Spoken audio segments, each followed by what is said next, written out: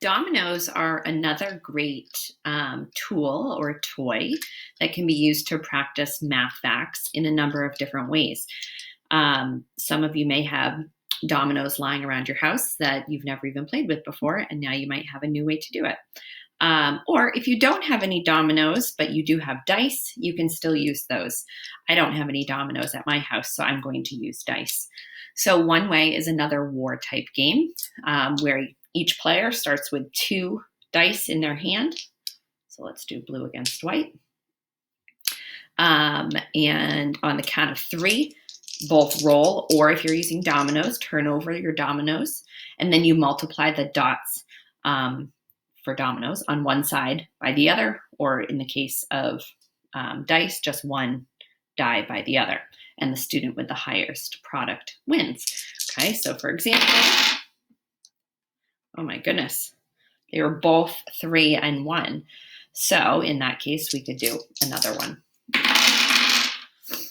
And it's 5 times 6 and 5 times 3. So white had 5 times 6, so white would win that round, and you could just keep score on a piece of paper.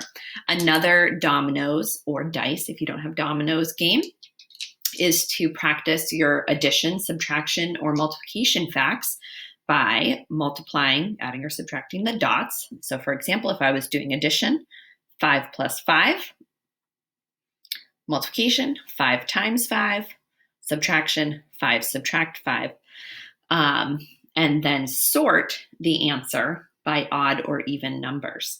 So for example, with that one, if I'm doing addition, 5 plus 5 is 10. 10 is an even number. And so because if I don't have dominoes, I need to reuse these dice, I could just draw a picture of it under a column that says odd and even and put the 10 under even. But if I do have dominoes, I can just put them in my even pile. And then if you want to make it more of a game, before the game begins, you state a rule, and the partner with the most even numbers or odd numbers can win the game. Another way is prime composite sort. So same rules as the even odd sort, but instead of sorting by whether they're even or odd, prime or composite.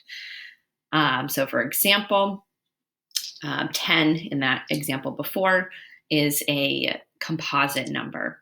But if I had 3, 3 would be a prime number.